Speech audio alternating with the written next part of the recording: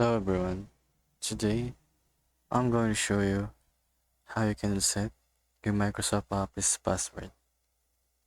So first, if you forget your password and trying login on your Microsoft account, first you need to do is click the forget your password.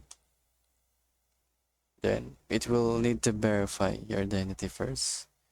So you have to get the code you don't have. So let's click get code. So first you need to have a login account of the Gmail. So it will send there the verification code that you need.